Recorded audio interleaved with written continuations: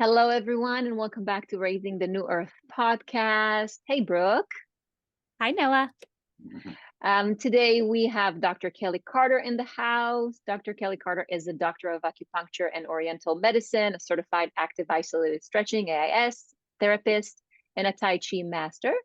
He offers a balanced approach to healthcare, which is addressing the mental, emotional, physical, and chemical root cause to any disease. Dr. Carter also teaches seminars focusing on self-care methods such as Tai Chi and AI stretching to empower his patients to take responsibility for their health and well-being. So without further ado, welcome to the podcast, Dr. Kelly. How are you? Good, good. How are you? Thanks for having me. It's good to see you. For being Good here. to see you too. So can you tell us a little bit more about your background and at what stage in your life you decided this is what I want to pursue? Well, I started my journey really started with my chiropractor in my hometown. I grew up in a small town, about 15,000 people or so. But we had this exceptional practitioner there. He was so far ahead of everybody else at the time with electric medicine, um, acupuncture.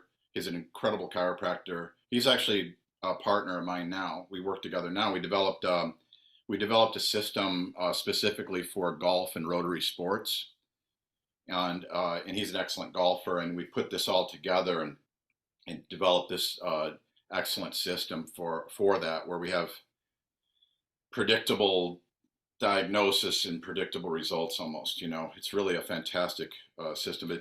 But that's how I started with him. And he always told me back then, I'd hurt my back really bad. I was 15 years old. Like I'd get stuck in a chair.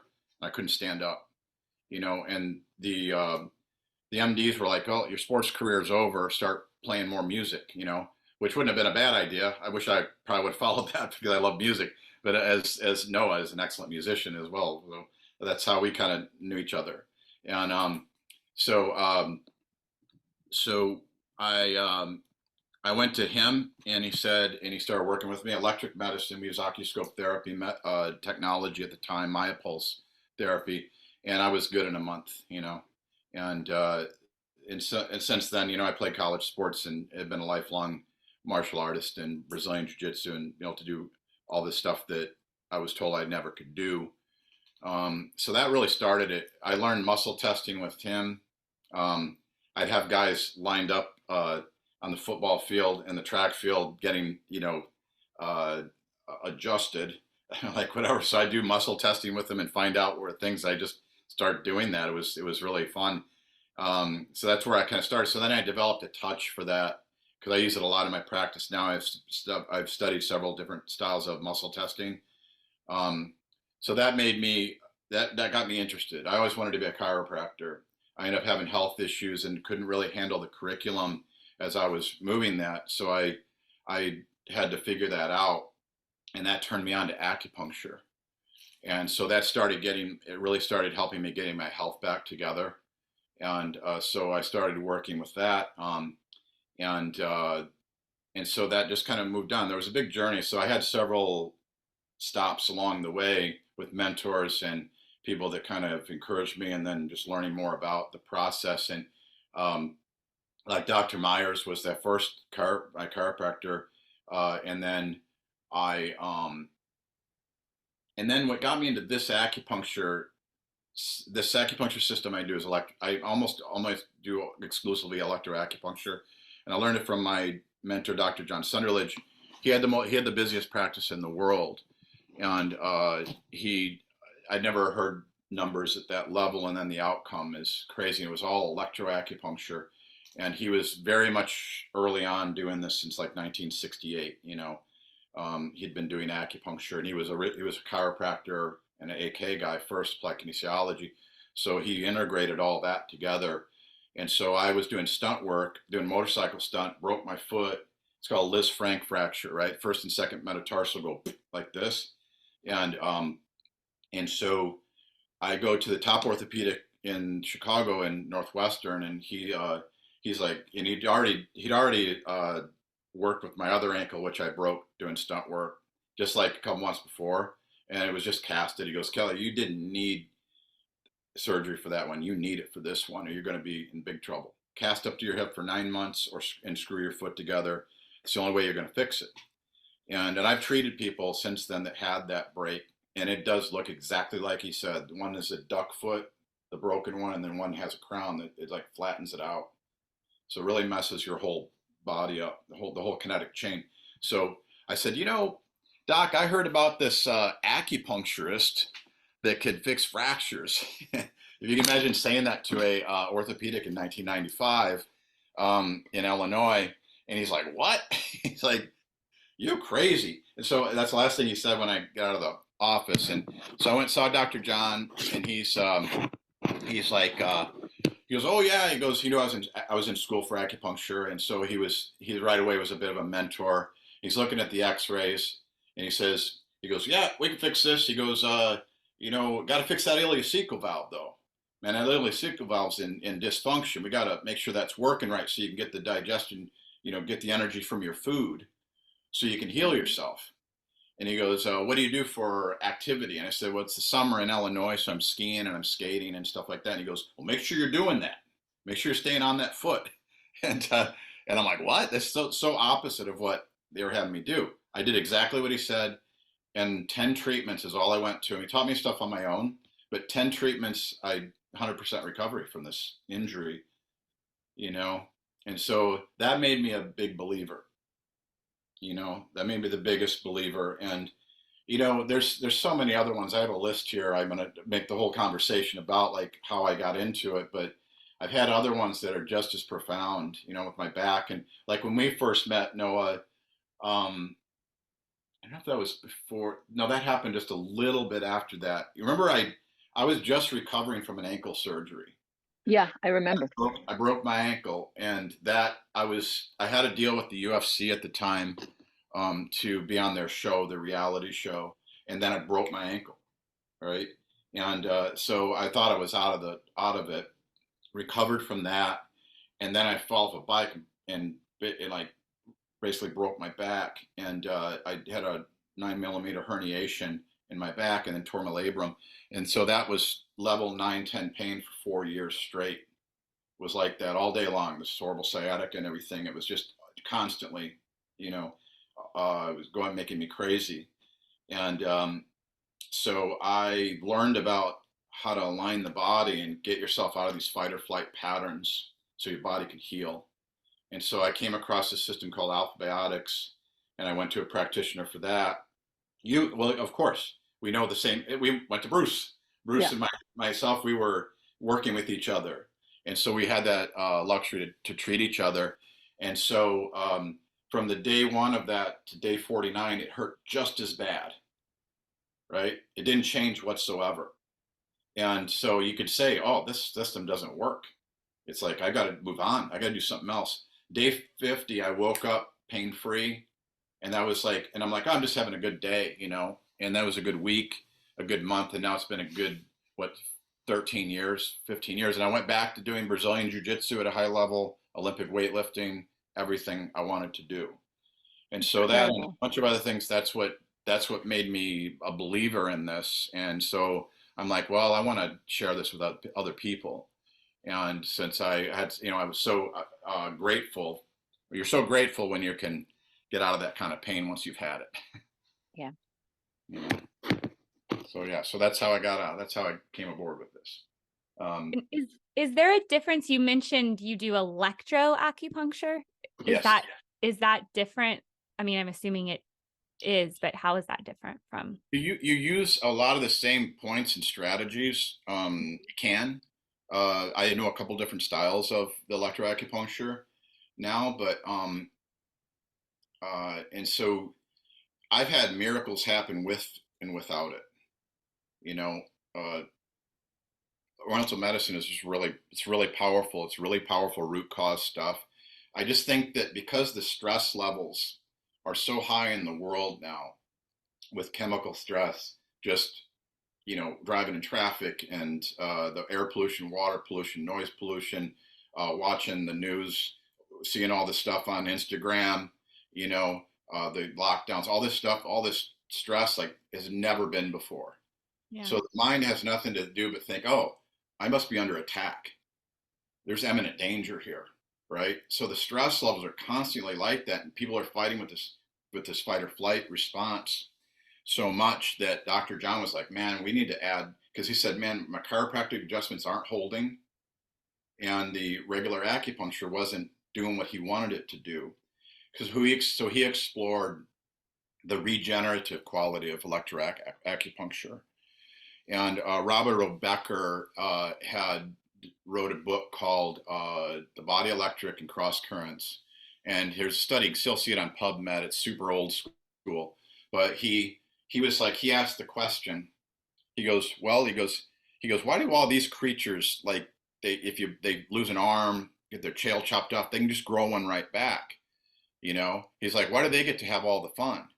It's like, and we don't, right? And it's like, maybe we could. So he started exploring that, and then he tested it on rats, and you can see them bone growing back and everything from the frequency. So he figured out it was a frequency that they're able to channel. So what we do is we add that into the body to regenerate stuff, right? And the stuff that that I've experienced in, like, especially Dr. John's clinic and everything, it's so like unheard of in Oriental medical findings, then that it's like, wow, it's like, really, that happened. And so it's hard to it's unless you see it and experience it, it's tough, to say, oh, this can really happen, because you can really regenerate discs, you can really regenerate tissue with this. It's the frequency that it runs at, and then overall just making the body healthful and being in that parasympathetic and taking out of the sympathetic dominance. And that's my main goal with all this. So back to that, where the difference between that is, like, it kind of puts that on steroids, the overused phrase of, it's like acupuncture on steroids. But when you want to have, like, growing stuff back, regenerating tissues, that, because of the level of stress, I think that electricity is very important for that and necessary. Like, that's one thing that I've kind of really reframed my thinking. I've always, like, been pretty holistically minded, or for a long, long time, but really considering that the body is actually as much electrical, if not more, than biochemical, where we kind of have modern medicine in that framework. So I think it's like making that leap. And then once you make that leap of, like, understanding that the body truly is electrical, then yeah, it makes complete sense. Yeah. Yeah. That's the title of his book, is The Body Electric, Yeah. Yeah. Yeah. It's brilliant. Mm-hmm.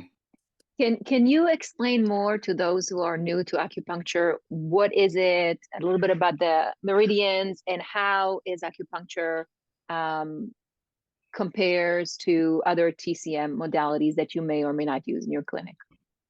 Well, I'm not a traditionalist with acupuncture myself, although I had to study all of it, and I have components of it. I'm a bit of an outlier, but there's several different styles of it, right? There's say 8 principle, there's 5 element theory, you want to, and they have different approaches, but it's all based in your relationship with nature anyway. It's all yin yang theory. That's the original philosophy. So it's all about just understanding our relationship with nature and trying to gain balance. And, like, say a yin yang symbol, right? Everybody knows what that looks like. They're like, oh, that's a surfer thing, right? And I'm like, well, kind of. And because they do, like, they're out there trying to find balance, right? And have incredible balance. But there's no, probably, I don't know, probably Jesus had a perfect yin yang that's about it. I don't know, maybe there's other people had a perfect yin yang. Otherwise, it's always a little bit imbalanced. And so our goal is to find that balance and to work for that balance. We aren't necessarily, like, going to be perfect like that all the time. You'd probably just, like, evaporate into pure energy or something, So the acupuncture, there's so many different styles, like Dr. Tong, which I haven't even studied with him, but he is, like, the guy, like, everybody's going to, and he has such practical, like, things that he says. He goes, the patient will point to where the problem is. It's like, just he's so pregnant, and it's like every time it's like that. It works like that. So so there's a lot of different styles. There's about when I first started studying, they said there's about 200 different styles just in Japan. Because we really kind of like this is my style. I've been doing for a while, and so you kind of develop your own way of doing things like that. But you always want to be principally based, so you're not disregarding that, and then you have foundation to go from. Keeping it safe and effective, and we're really, that's the thing is like that's a beautiful thing about it is you got to be really bad at acupuncture to hurt anybody, to harm anybody. You might not help them at all, but you're definitely like not going to probably hurt anybody, and so it's such a, I think that this is where things are going, especially with electroacupuncture. This is where a lot of this is all heading. People wouldn't even listen to me before about the electroacupuncture until this one scientist who I've been studying with him about 3-4 years. He's really put it out there for a whole educational program on it, and he's proven it. He proved his theories with his PhD, him and his wife as well, and so we've got more research behind it now, and but I was in the biggest program in the country, which is Pacific College of Oriental Medicine, and these are brilliant. Like people that took my program, we had to have this huge extra program that we did on top of our master's degree. Now you don't have to do that because that master's degree is equivalent to a doctorate anyway. It was bureaucracy keeping them back from it. Now they don't have to do that. We had this huge program we had to do, and so talking to them, they just never even heard of the things like we experienced in Dr. John's clinic, and none of them really were into the electroacupuncture like that. So it really is like it's kind of just coming out now, although Dr. John was doing it since 1968, but it's like, but that's you asked me the difference too. Like, are you talking like cupping and gua sha and herbal medicine or, all this? So, Like, so there's different ones that you can do. Like I incorporate different body work systems. I just did it today a bunch of times. Like gua sha, great way to go with like even self-care. You can take care of a lot of issues with that. It's scraping the skin with a lubricant, and you'll just kind of ruffle up that myofascial tissue there, and it's great for pain. It's great for injuries. It's all about promoting circulation.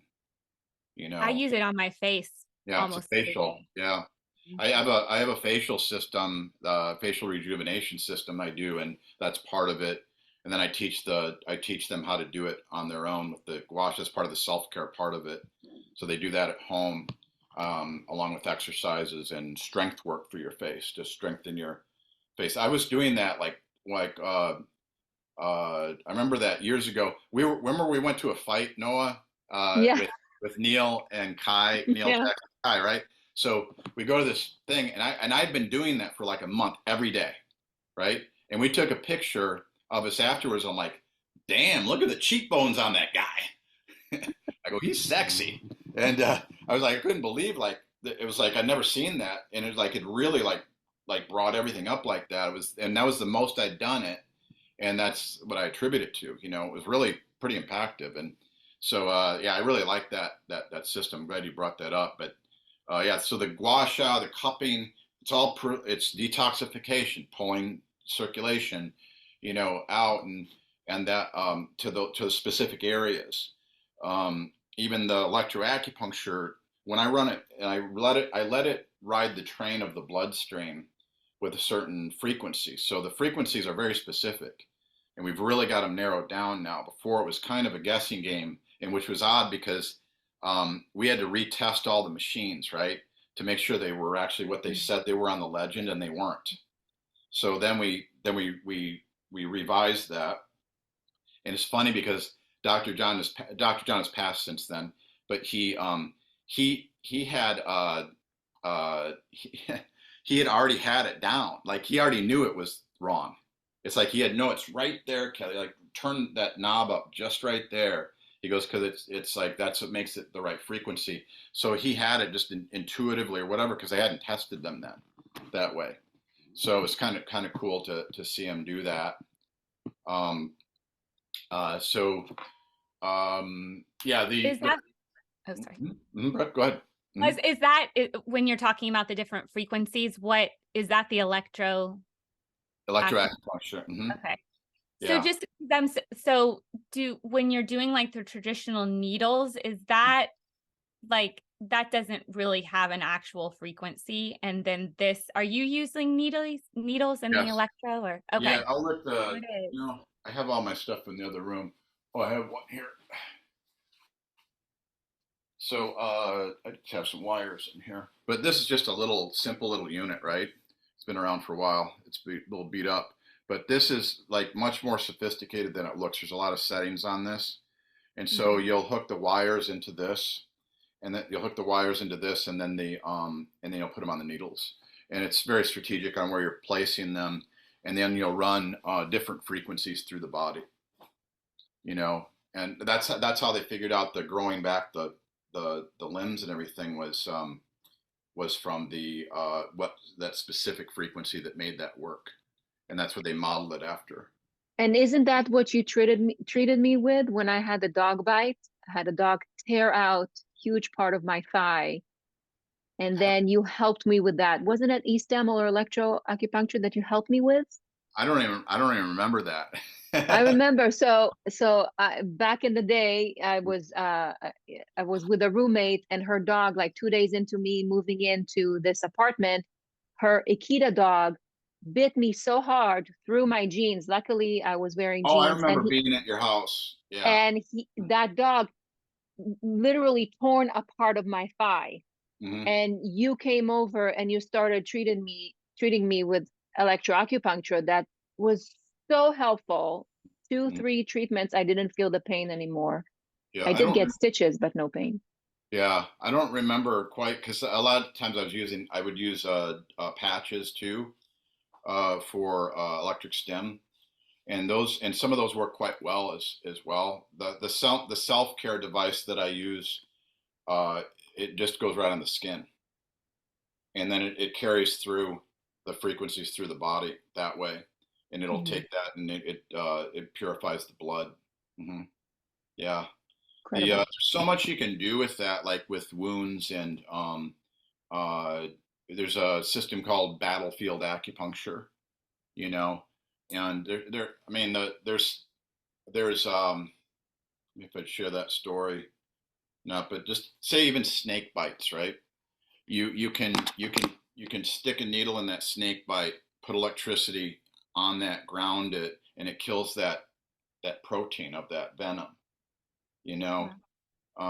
There's a lot of this stuff, it's not taught in school, so you find it in other ways through mentors or whatever that came up with this stuff.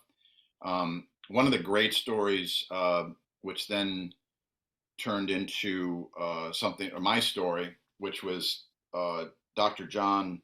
Again, I'll refer to him a lot, but his mother, they were in the farm in Wisconsin, middle of nowhere. His mother dropped dead of a heart attack. 69 years old, dropped dead of a heart attack. They're in the middle of nowhere. EMTs aren't going to help. Dr. John and his brother are both there. They're acupuncturists. I'm sure they probably tried CPR with her, but she had no sign of life. No condensation on a mirror, no pulse. And they're like, let's just hook her up to the needles and see what happens. And so they put the needles in her, put the electricity on. She woke up 30 minutes later. She was on the tractor the next day. Oh my gosh. So, yeah, it's a real famous story of his. So I use that same method for my grandpa, who they gave less than a week to live from a heart condition. And he lived 3.5 more years from doing the same thing. Incredible. So would that essentially be like tapping into like a frequency of the heart and essentially like restarting it? Or would you kind of say? The way I would kind of explain it more is like there's a theory called brainwave entrainment theory. Are you guys familiar with that at all? I don't know. But it's just what it sounds like. There's like if I'm sitting here and I'm listening to death metal, my brain's going to catch on to that frequency.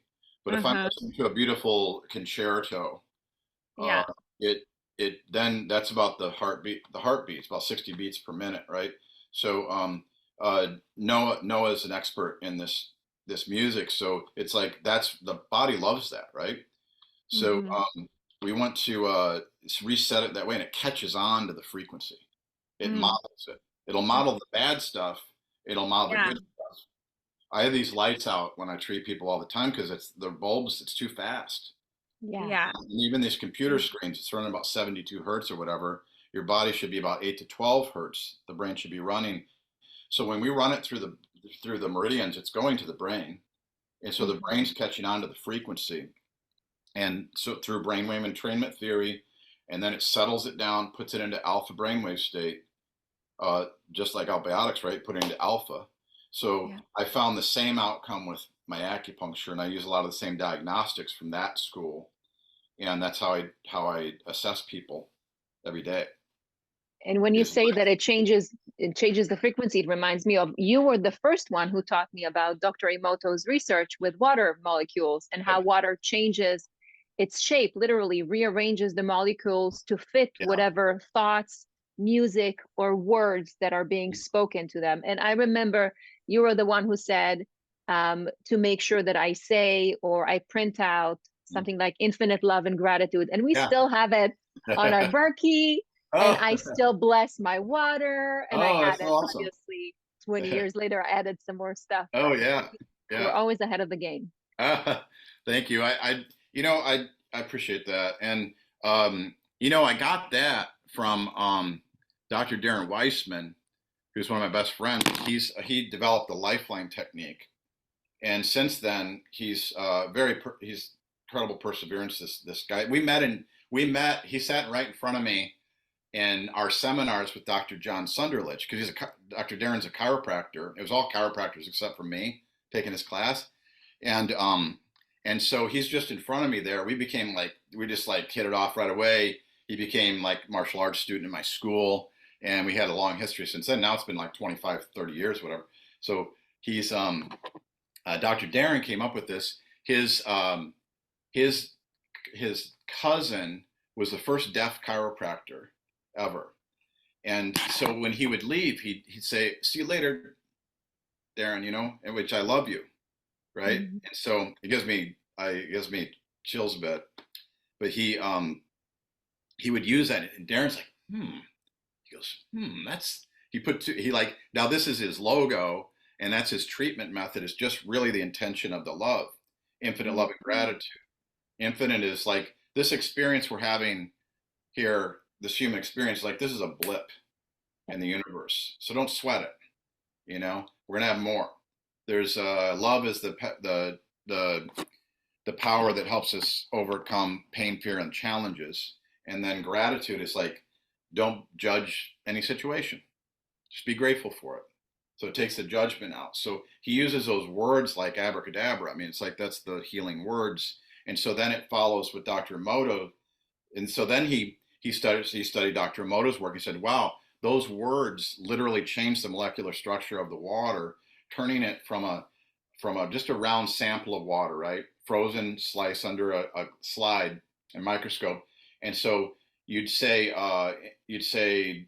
the like nasty words, right? Or play death metal music. Certain frequencies of music aren't so healthy for the body. They don't really like it.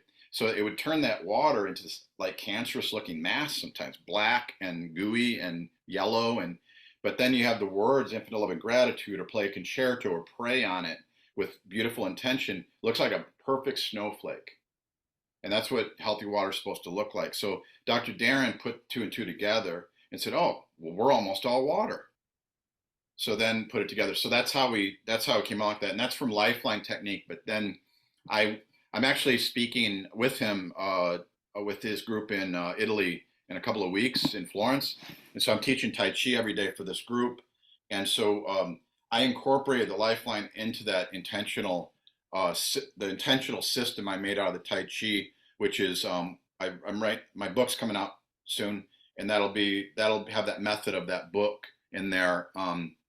That's the method of that, combining. I say put the chocolate and the peanut butter with Lifeline and Tai Chi together. So it's really truly an intentional setting Tai Chi, and that's from that whole concept what you just said with Dr. Emoto's. Mm-hmm.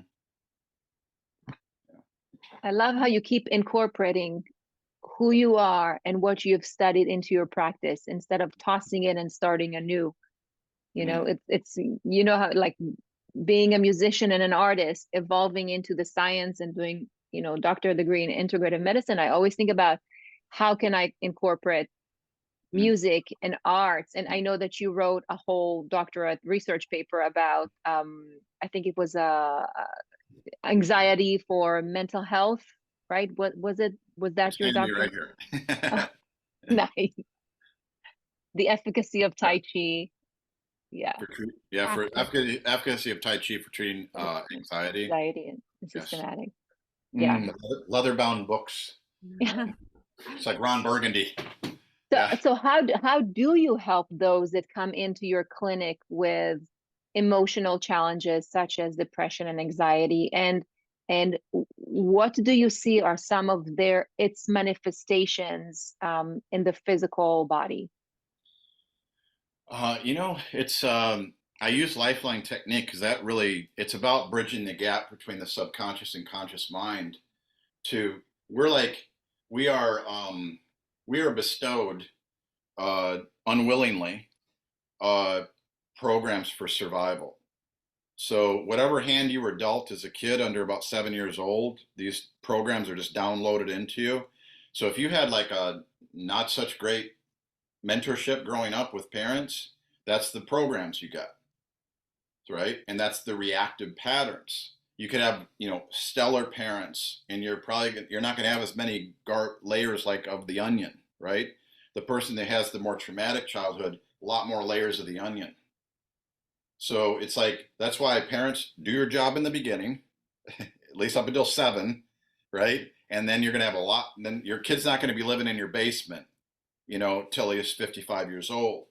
So, you have all these reactive patterns to get rid of those. That's the root of it, right? Reactivity. How do we do that? So then you go in there and you could strip away those. It's harmonizing with those. It's not like taking away, it's just harmonizing with those. There's no such thing as darkness. There's just lack of light, as Einstein, I'm hacking his saying, but Einstein's gist of what he says, right? So it's like, we want to just shine light on that instead of thinking, oh, I need to get rid of this stuff. Let's just shine the light, and that does the work. The love does the work. So I use Lifeline technique, and I'm able to incorporate that in there with the electroacupuncture as well. And so my patients kind of I just feel like that's what they want. A lot of times, and I give them like a showcasing in the beginning, so then they can pick and say, oh, Dr. Kelly, I feel like doing Lifeline today. This just happened the other day, and you've only done it a couple of times, but I feel like I really need that today. So I'll go there with that. But with acupuncture, they are like I would have the huge opportunity and of studying with Dr. Dr. Giovanni Macchioccio, who is he wrote like half the books that are behind me there, and he is the main academic writer in all the schools around the world. We had him for I think three terms. We're the only school that's ever had him as a teacher. I think and unfortunately he's passed since then. He wrote one of our terms was Psych and Chinese Medicine. That's his book. That's an incredible book. Just like it's my favorite book. And I lost one of them in the airport, and it was like $200, $2 book. So I went and got another one, but it was painful. But to lose a book like that, and he signed it too. It'll never get signed again. You may not have lost it. You may have subconsciously given it to someone who really needed it. Oh, that's awesome. Yeah. So you paid it forward. Yeah. Well, that's a great way to look at it. Yeah. Now it's not so painful. You eased my pain. But so the emotions were the originators of psychology.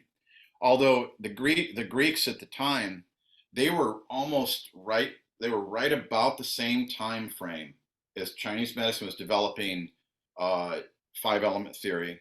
The Greeks had their own element theory. It was like fire, earth, air, ether. It's real similar to fire, earth, metal, water, wood, right? So, but they were on the same path, relationship with nature, you know, and they were huge, incredible philosophers, right? So this stuff's been around for a long time, but so that was my study was actually emotional medicine, you know, for the emotions was my writing was, you know, so I went that way. I was very inspired by Dr. Machiocho. So we so yeah, that's how we do it. And then the needles themselves, right? So you can address the emotions specifically through the needles. And so then you don't really have to have a conversation, you know, about it. They don't have to bring anything up they don't want to talk about, you know. And so I gather in the conversation into my intakes of that emotional aspect of it, and then I put that in my needle strategy, you know. Yeah, and quantum medicine talks about the intention of the healer. And Yes. right now I'm taking hematology, quantum hematology, and the intention of those who analyze your blood panel. Hmm. There's a huge component to that that gets lost in translation because we are, like you said, electromagnetic beings. But what you said before about the emotion aspect, and I know Brooke knows what I'm talking about, as health coaches and nutritionists, you can give a client all the tools from your toolbox to help them. But if we call it mental body in quantum medicine, if the mental body or the vital body is not open to accepting it, and from chakra medicine standpoint there is a blockage, it's Hmm. really hard. So in my practice I use auricular therapy, so I do use the Shen Men a lot, but more than that I use biofeedback. I Hmm. started using biofeedback that is combined with hypnotherapy and just a lot of talk, a lot of self-worth encouragement for them to get to a place where they actually truly want to heal and truly believe that they deserve to heal. Hmm. Yeah. Right? Yep. That's a hard one for me, Brooke. Yeah, well, and I kind of have a question around that because I actually have had I've had actually quite a few people come to me. I think just because they know, you know, I am more holistically minded and they can't get answers from their doctors. And I have one particular close to me that you know, she's having some nerve pain, and I'm, you know, telling her she should go get acupuncture, and she used to be so closed up off, but you know, just her coming to me is showing that she's opening her mind a little bit to more holistic things. But I'm curious, you know, do you have people come to you that are completely skeptical and they're coming because someone told them and they're like, okay, I'm going to give this a try, and like, you know, do you feel like it's harder to treat that? And I guess is the second part, like, are there limitations to where, you know, and I mean, and is something like nerve pain, is that, am I correct in saying maybe try acupuncture? Like, is that Hmm. just Well, kind of, what are your thoughts there? a lot of times we are, and it's weird. It's individuals too, because even before I did acupuncture, I was doing body work and stuff, and I would end up getting people that I was their last resort guy, Mm-hmm. right? And so they would they tried everything under the sun, and then they'd find me somehow, and that happens a lot with you know, more natural healing in general. They've Right. usually gone with the medical route first, and many people get frustrated with it, and you know, a lot of times it doesn't work out so well. So they're like, well, I want to try something else. So it's I get a lot of that, but here in Louisiana, where I am right now, about 95%, I would say, have never done acupuncture. We've got 49 active licensed acupuncturists in the entire state. So it's very new here. And it's one reason I moved here. I wanted to, it's great to be in a place where it's new because Mm-hmm. the work talks for itself. It speaks for itself. You know, people are going to find out. They're like, oh, we got to go to that guy. You know, this stuff's working. And so I get people everything under the sun. You know, my focus in my next venture is going to be it's going to be Rotary sports, and that's golf, baseball, tennis, hockey, you know, and everything. But then it's going to still be everybody under the sun because it'll end up being that way. But that's that focus. But I get people with just the weirdest things all the time, and neuropathies as well. Very successful with neuropathies, sciatica. You know, real common. Most people think it's just for pain or like low back pain or neck pain, but it's really for just really getting the body to heal. You know, so I think this will fit into your question, and that is that just getting the body into parasympathetic, you've done it's worth the price of admission just from that. Yeah. You know, if you just go there and just get out of the way, right? And then the body can heal itself. Until it's out of that state, it thinks it's going to get eaten by a tiger. So low back pain doesn't matter right now because if I don't outrun this tiger right now, I'm dead. I'm dead now. So it's not caring about healing the back. Yeah. So if we just can keep it out of that sympathetic dominance for long periods of time, there's always these like yoga, every type of philosophy, right? 40-day challenge, 40-day challenge, right? You always hear that number 40 days. So I say 40 to 60 days. I have people commit to that. 3 days a week, a lot of times 3 days a week for that time. And then I can get them into making that the new normal, which they're now parasympathetic is the new normal. This is the normal. I'm not supposed to be, there's no tiger chasing me. That's just silly, right? So you get them to get into that place like that. And then the weird stuff, that's why it turns the weird stuff around because you've really helped the body get into a healing state. Yeah. For long periods of time. That is amazing what you just said, because I often as a practitioner, I feel for the client. I want to help them so that once a week that they see me, they thrive. I do everything just like you know, working with eating disorder population. I'll go on hikes with them and we'll sit and meditate at the top of the mountain, or I'll dance with them, or I'll do yoga with them, whatever it is to get out of their race, out of their sympathetic nervous system, exactly that. But then, like if I text them and touch base the next day, they're already back to the old patterns. It's like, how many times a week do I need to see you in order for you to not regress? So you just said, like, are they seeing you 3 times a week and then you let them have the other 4 times on their own? What is your... I'm pretty like, you know, it's so funny. I just had this a young acupuncturist was observing me yesterday, following me. And so I'm like, and we talked about that, and he's, especially in the beginning, it's hard. It was challenging for him to say, man, it's like, you know, I kind of let them set it, like, you know, maybe come once a week, you know, and stuff like that. And I go, no, 3 days a week for 2 weeks, 2 times a week for another 2 weeks. That's the formula. Then we're gonna reassess at the end of that. Then I can get them past that 40-day window. You know, we're our own worst enemies. We have to be there for them that way. We have to be strong leaders in that clinic and guide them. That's what they're there for, you know. And so I'm strong on that, right? And almost everybody, with exception, does the schedule I put out. You know, I've had very few, and a lot of them are like work comp people, so we had to change it because I do a lot of work comp with this company, and so they're limited. So I only get 8 sessions with them, you know. So but other than that, regular folks, that's my schedule, and then it breaks them out of that pattern. You know, that's the same schedule as orthotics. It's the same exact schedule as total body modification, which is I learned a lot from them as well. Dr. Victor Frank was another mentor, and they were that was it. 3 days a week for 2 weeks, 2 days, 2 week for another 2 weeks, 1 day a week for a month.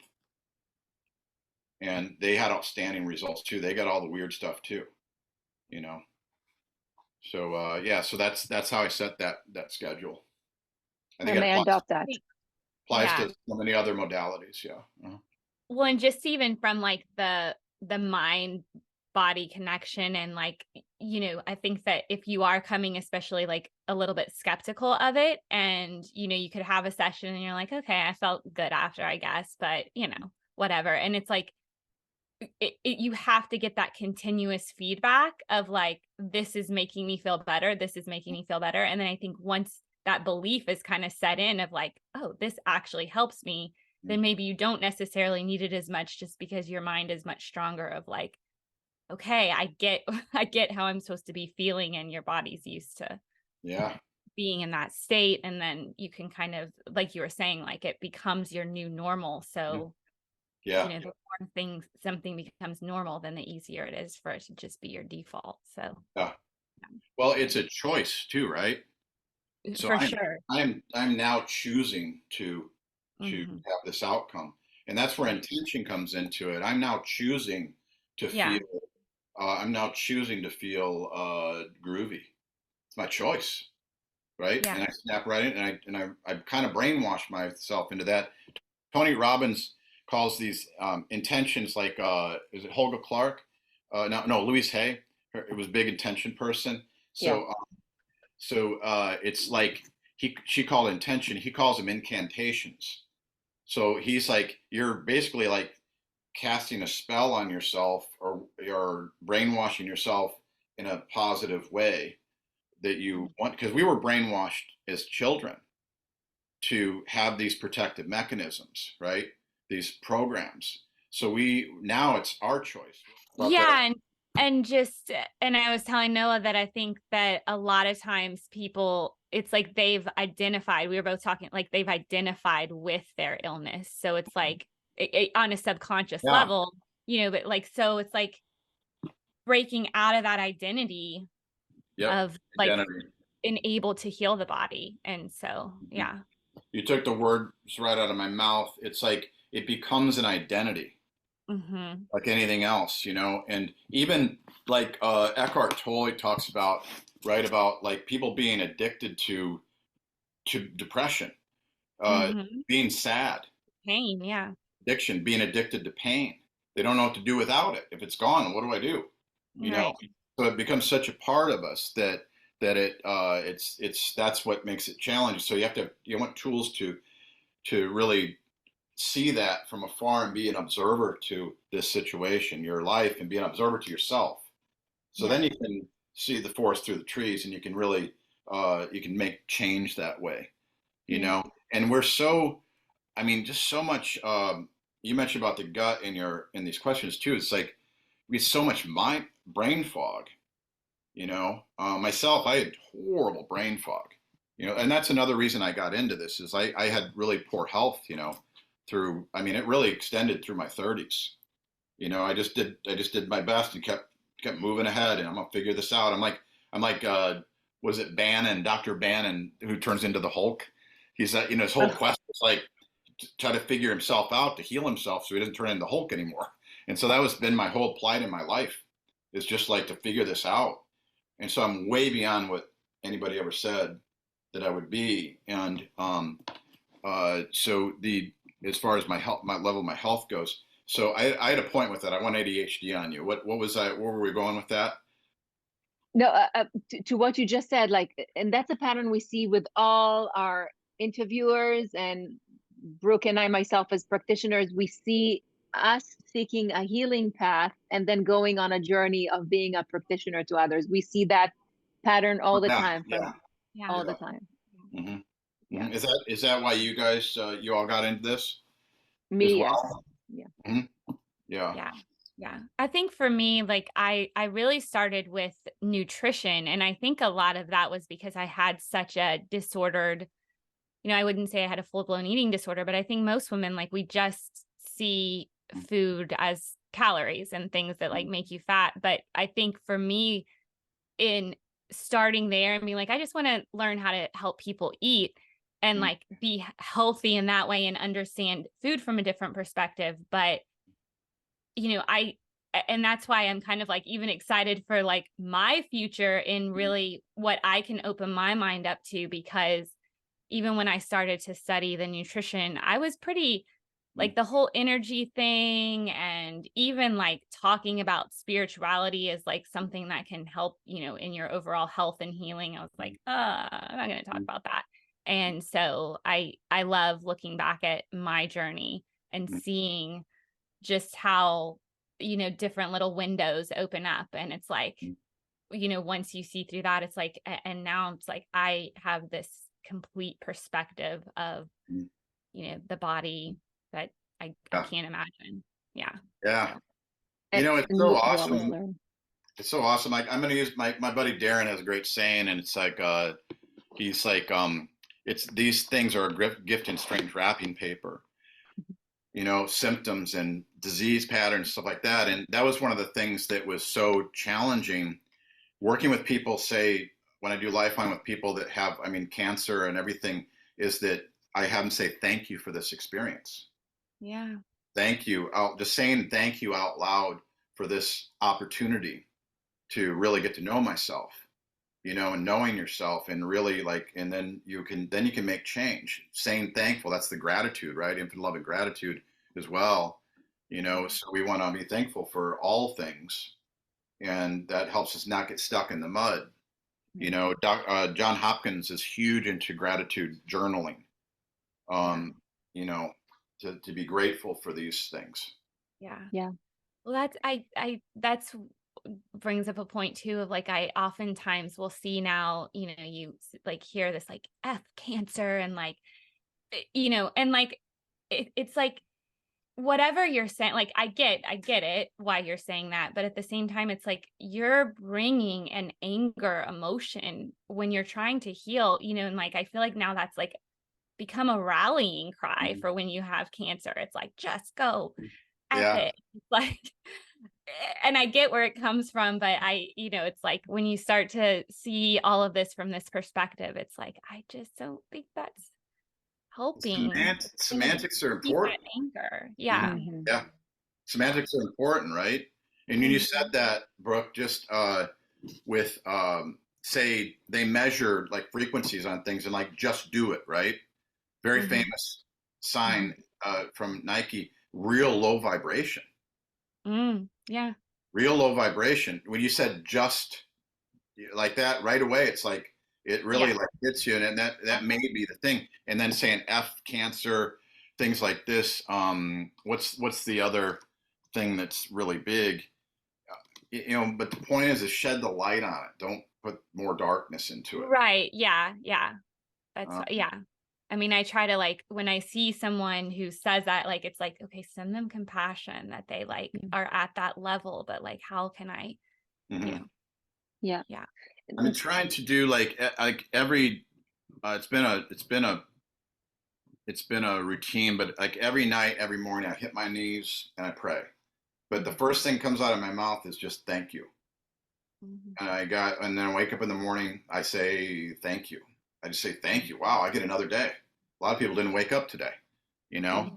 And so what's this got in store for me? How can I make this the best day?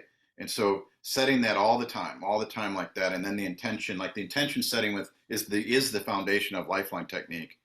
And I mean, structured intention. So there's a real formula to it.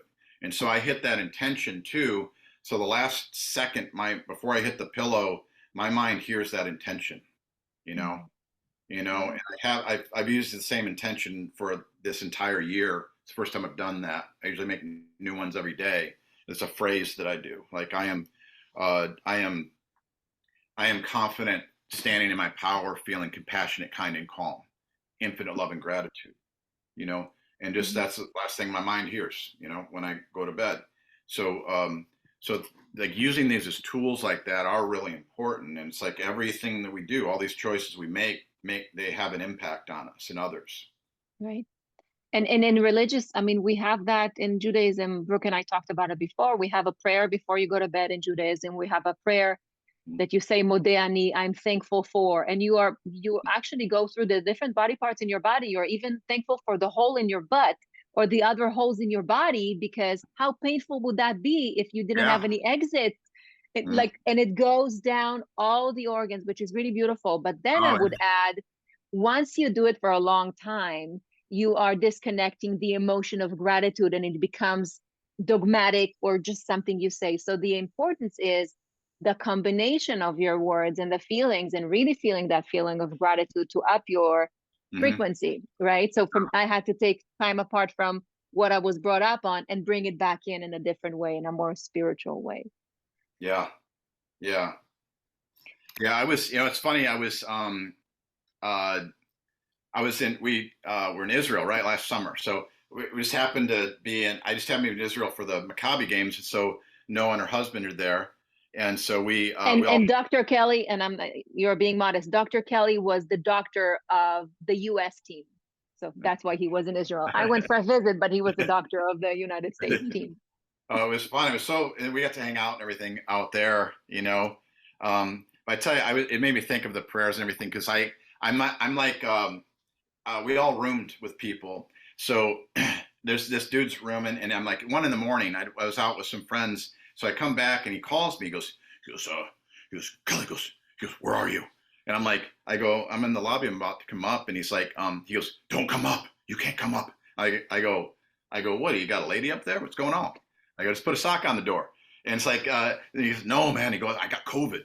And I'm like, oh, I don't care. I got to go to bed. And so I'm like, he goes, no, you can't come up. I'm like, dude, I go, I don't care.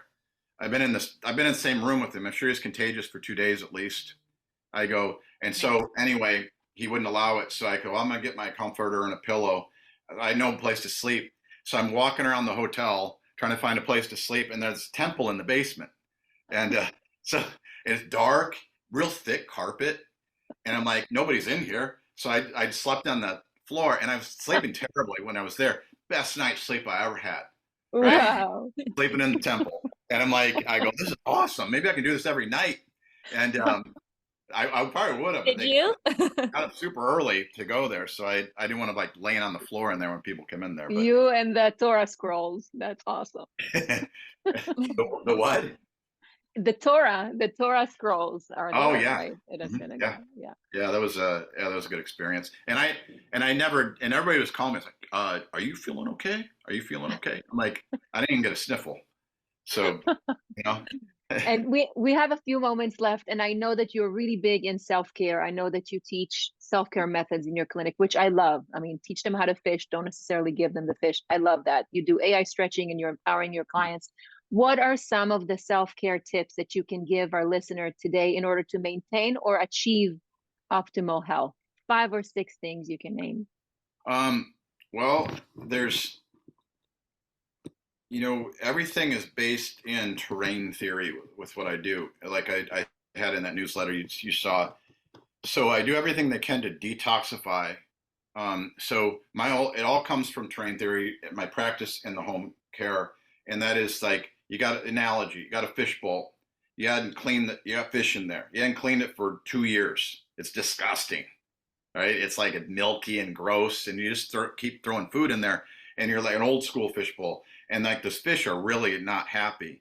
So how would you help the fish? Just put more food and vitamins in there? Mm-hmm. No, you change the water, right? That's the environment. That's the terrain in our body. We need to clean that.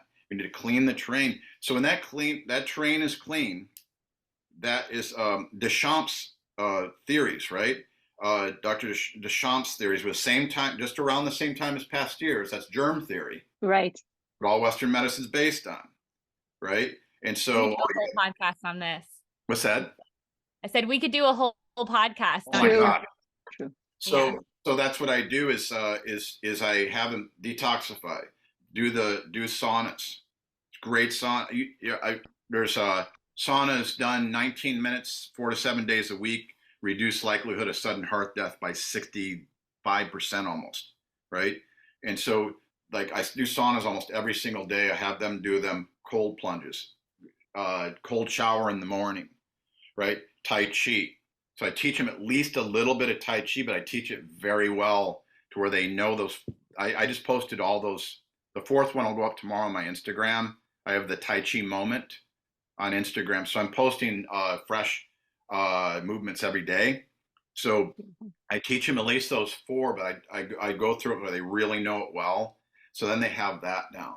I do a thing called the SOTA, which is it's a blood electrification device. That was Bob Beck protocol. And and it's anti-parasitic, antimicrobial. It cleans the blood up. And when you do that, that blood looks beautiful. It is like it reinstates that negative ionic force with the red blood cells just bouncing off each other. The neutrophils are picking up the garbage. You got everything running right in there. So I have. Is this a machine? It's a machine. Okay. I'm like, I need this. I have one actually right there, but it's like I the need to come to Louisiana. well, I'll tell you guys how to get it, but that's been awesome. I've been using that. I was skeptical about it myself, and I hooked it up. I had the weirdest symptoms I had for years, and that's the only intervention I've been doing. I don't have someone to align me down here. It's Right. it's been so I've had to do a lot. I've had to do almost all self care, and so anyway, those symptoms went away. That I haven't had them since I've been doing that. It was like, and it wasn't anything like right where the symptom was, you know. So Yeah. those are like the main things, and then I get them on stuff like the parasites are a big deal. It's always addressing these silent infections of parasites, fungal candidiasis, um, uh, damage from vaccines, and dental work, and addressing the things that are negative about those. And but that the parasite, she asked Noah asked me about parasites, but the that's one of the biggest things I do. I get them going on that so they know how to do that, and then they're on a maintenance uh, parasite protocol every full moon. We schedule it generally. It's when the parasites are more active. But yeah, those are the self-care things I do, and it is really like I can steer it towards anxiety, towards depression, just health maintenance in general. You know. Hi there. Yeah. We've been making an appearance. So, yeah. Yeah, she's a sweetheart. She always comes towards the end. She knows her time. It's an hour is up. She comes. Okay, so that tells us that it's time to close our episode. Dr. Kelly, thank you so much for being with us today. I'm sure we can do another 10 episodes with you and learn so much. Brooke, anything else, or is No, this? thank you so much, Dr. Kelly. Yeah, we would. I mean, I'm like, there's so many things you brought up. I'm like, we need to do a whole podcast episode just on that. So yeah, thank you for coming on. Yeah. So thank you, Dr. Kelly, and hope to see you soon. Yes, thank you. Tell David I said hello. I will. Right, and we'll talk soon then. Thank you so much for having me, ladies. Okay. Be well. All right. Bye. Bye. Bye.